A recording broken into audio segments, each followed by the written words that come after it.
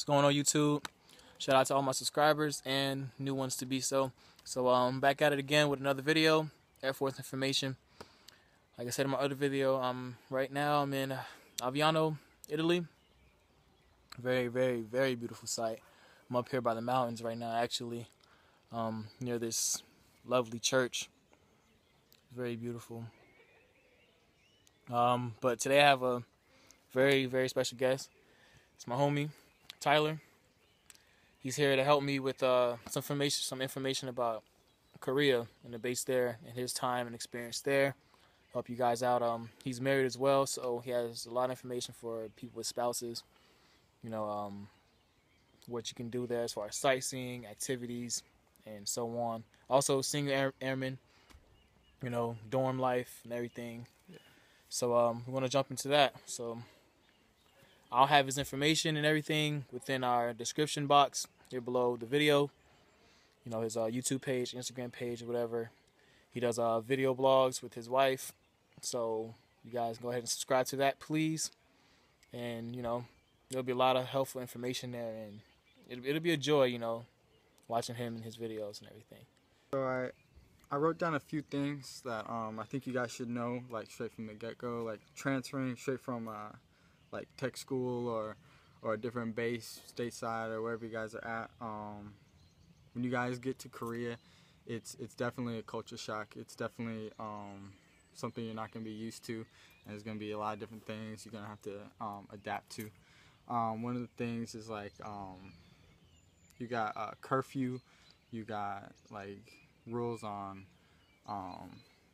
even more restriction on alcohol, and then you have, you know, recalls to worry about. But one of the big things is like curfew is set at 1 there, so when you get there, it's like no joke. You know, if you're late, even a little bit late, it's like they don't play. Like, it's Article 15, like straight out the door. Like they don't care. So that's one of the big things to be looking out for, is making sure if you do go out, you know, you're back in time.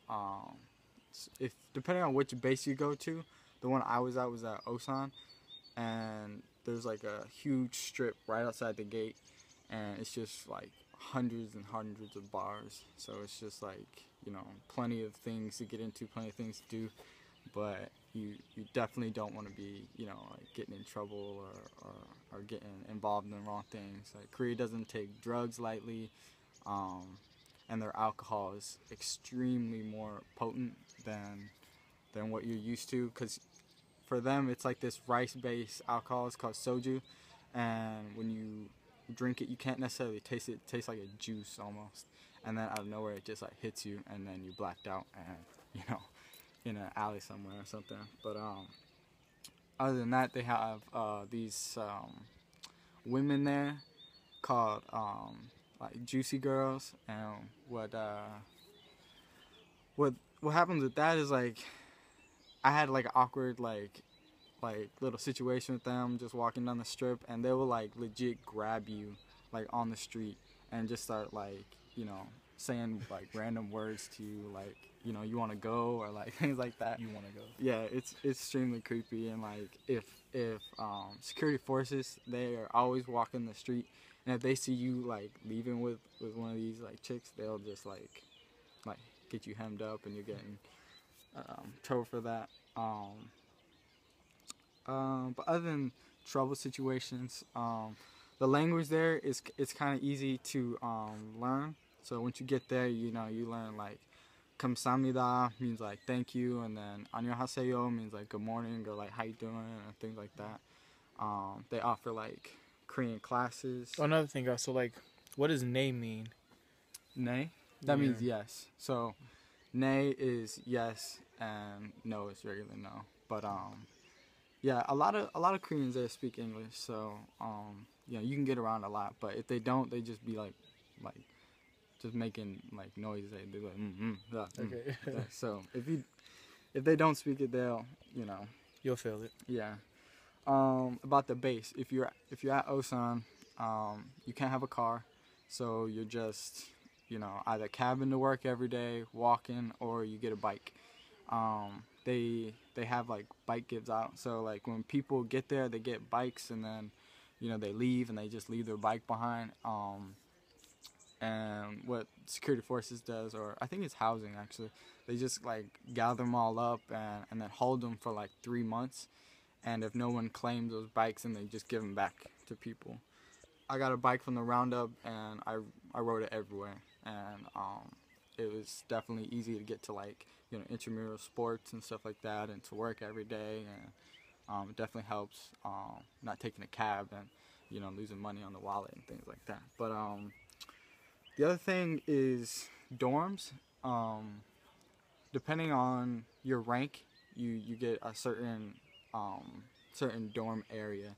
So like if you're airman to staff sergeant, you live in what's called like the quads, which is just like 4 rooms, and then you all have like a common area with like washers and dryers, and then a kitchen area. So I mean, it's decent. I'm engineer, so I'm with CE, and CE had these old crusty dorms. Like it was nasty and old, like from the 80s. So I mean, we had like one big room, and then we shared a bathroom with someone. But the quads are like, that's where it's at. That's where, I mean, you have like a much smaller like area to work with, but it's not bad. For CE, like each squadron does like different with like PT and stuff like that. For my flight, we did PT like 3 days a week. We never did squadron PT. A lot of squadrons do squadron PT there. For my flight, we didn't have to do like we didn't have to wear PT clothes or anything like that. So that was nice about that.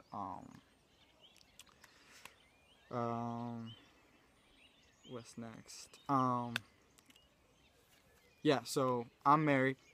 I got married like a couple months before I went to Korea, and it was a struggle. But the whole situation with keeping in contact with any family members or spouses or anything like that is with spouses, they can visit and live in your dorm with you for up to 30 days. A lot of people have like workarounds from that. Things like they're allowed 30 days on base with you a year. Like that's a concrete AFI for it.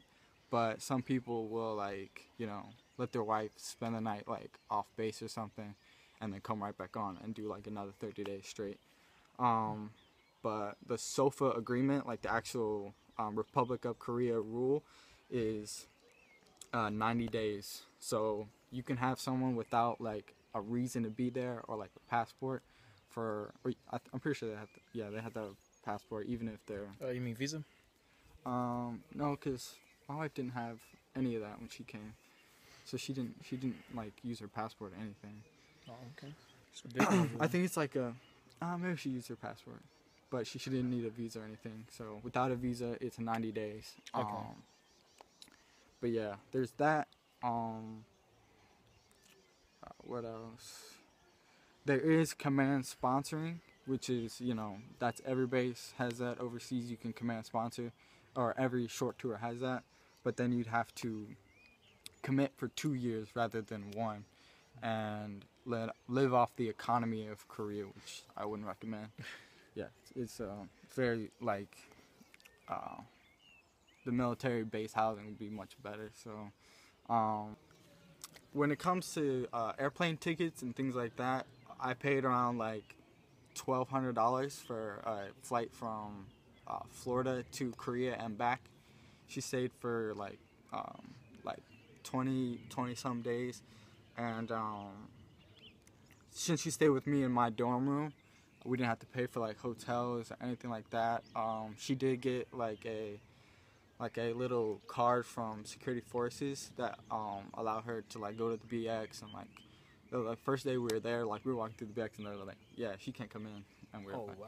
Like what? And they're like, yeah, she needs a rations card, and so we had to go get a ration card for her, so she could be in the BX and the commissary. So that's that, and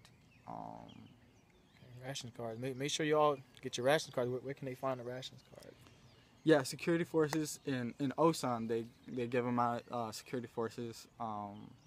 It's called like it's this little building where you go to like get your what's that to get on the airfield. What's that card called? I have no clue. To get on the airfield? On the airfield.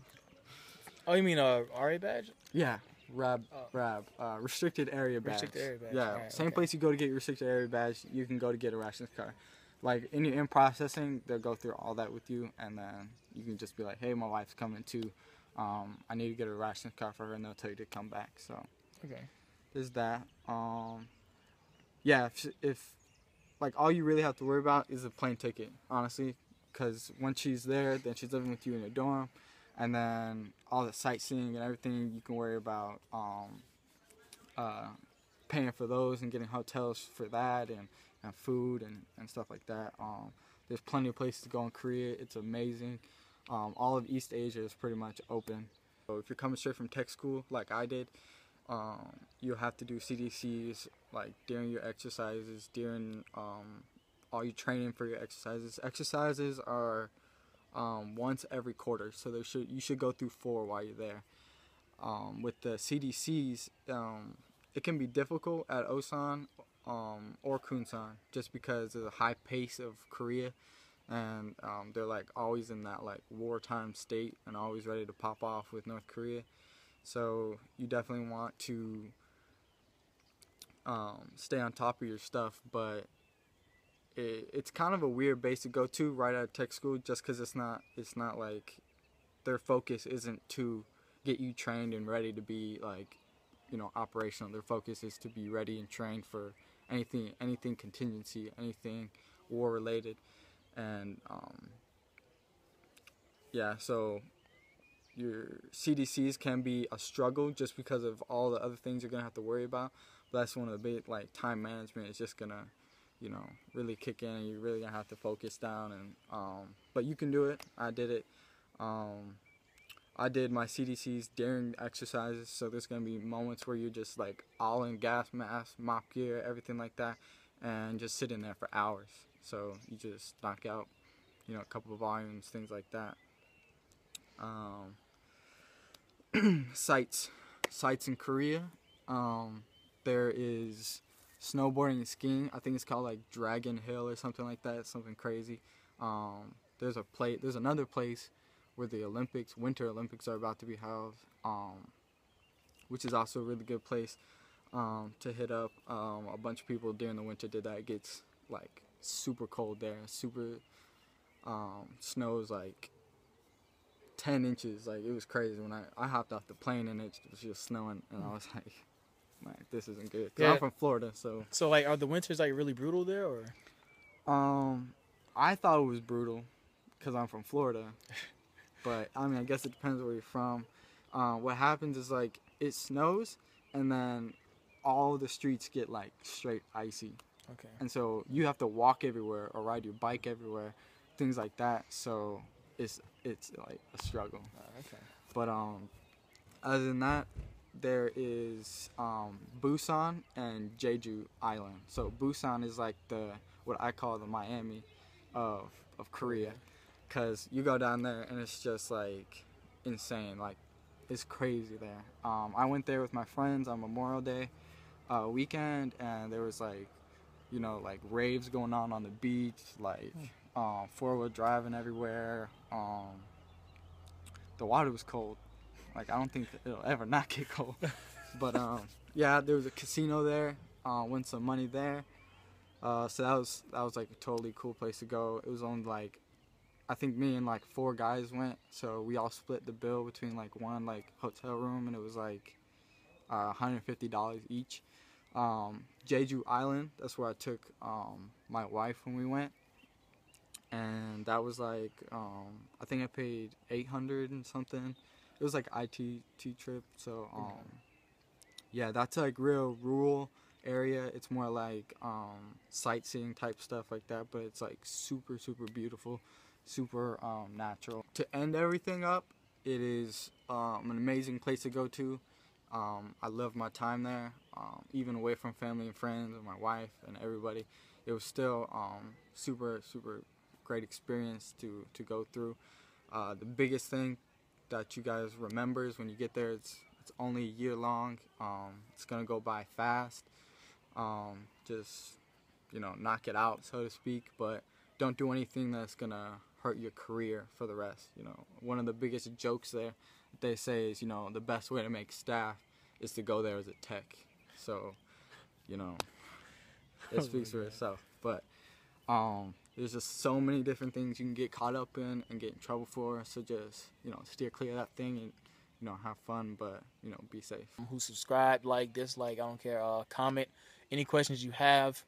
But if anything directly towards Tyler here, you can go ahead and follow his page. Once again, it'll be in the description box below this video to all his contact information, any type of Instagram pages or YouTube pages as well. So go ahead and tell them where they can find you at. Yeah, you can find me at the Johnston Journals.